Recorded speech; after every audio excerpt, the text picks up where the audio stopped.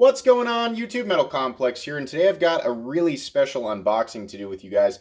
This is a box that was sent to me by my good buddy Jeff Goodnow, and if you've been a part of this channel for a while, you'll know that Jeff is the guy who sends me the really crazy stuff. I like knives of all calibers. I like cheap knives, and I like super expensive custom knives. But the only reason that I ever have really expensive knives to show on this channel is because Jeff is nice enough to send knives out of his own personal collection. So by many people's standards, this box contains multiple Grail knives. Let's go ahead and get into it. Make a quick precision cut. As you guys know, none of my box opening methods or tactics are to be questioned because the catalyst that I use to perform said unboxings is the greatest knife utilizing the greatest steel of all time, the coveted rainbow steel. Okay, we have 3 pouches, and something to keep in mind, you can never judge what's in the pouches by what the pouches say. For example, that one says ADV Tactical. This one says C. Neal, which I think is Chad Neal. I don't know. They could be those knives. They might be something completely different. So let's open them one at a time. Let's do the one that says ADV Tactical on it. I want to see what's in here. Holy moly, that's not what I was expecting. This is the Olamic. Good Lord, I'm sorry, I was not ready for that. That is one of the most beautiful things that I have ever seen. Oh my gosh, this looks like a nebula.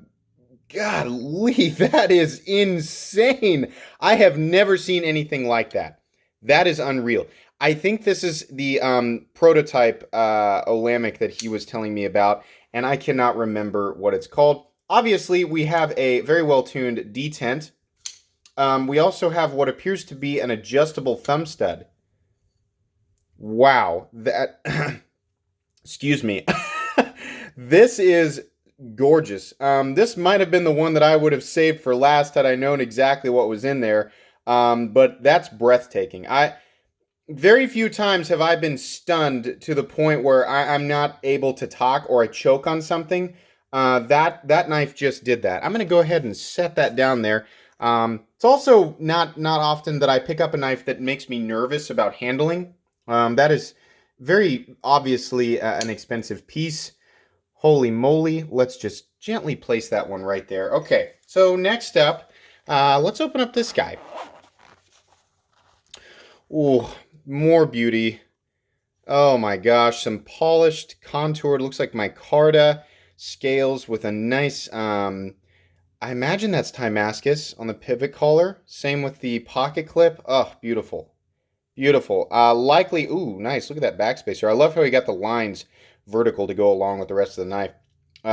Titanium liners most likely, and beautiful flipping action. That I'm going to do that again. That flipper tab is in exactly the right place to get that to deploy. Beautiful Wharncliffe style blade with a hand rub satin finish. You can see there the lines going out towards the tip. Very, slight crowning on the spine. That's nice. Take a look at the other side. Nice and sterile. Beautiful knife. Locking up there at a nice early lock position. Incredibly smooth.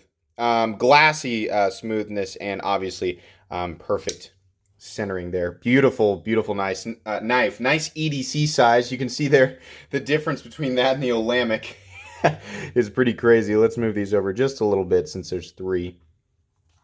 Man, that is unreal. And then, sorry, I almost unboxed this off camera. Here's the 3rd pouch. Oh, yep. Okay, I remember this one. So this is from a maker. I believe they go by Quest Custom Knives. Look at that green ano. Oh, I am a sucker for green ano. That is awesome. Look at the inside of the pivot there. Super cool. Love that. Beautiful marbled carbon fiber inlay. Man, the job they did on that, like getting that exactly to match the titanium, is just wonderful. More green anodizing on the screws and the milling on the frame. Nice light. Is it is it orange peel texturing on the titanium? Really, really nice. Look at that backspacer. Gear pattern backspacer with green inside, and then they've left the tops or the peaks polished finished.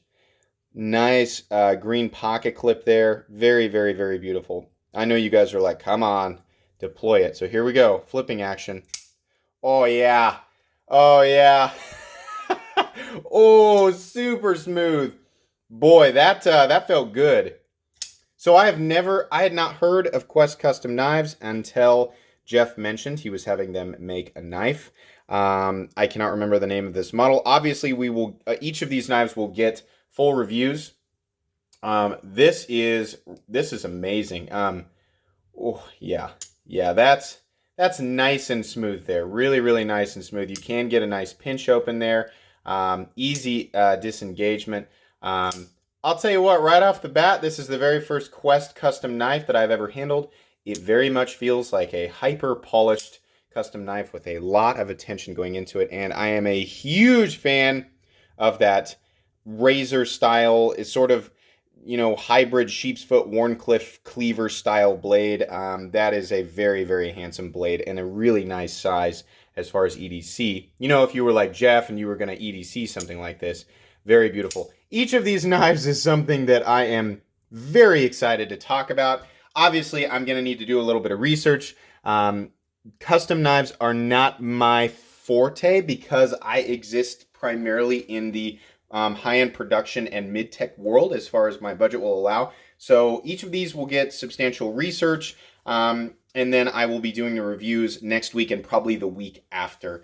But anyways, I hope you guys are as excited about these as I am. If you enjoyed this video or at least found it entertaining, please leave a like. If you'd like to check out my other content, I do of course have lots of videos of knives that are either expensive or inexpensive that I do or don't like, so check those out. And if you enjoy all my content, then please subscribe to my channel because there's definitely more coming. Thanks again for watching, and have a great day.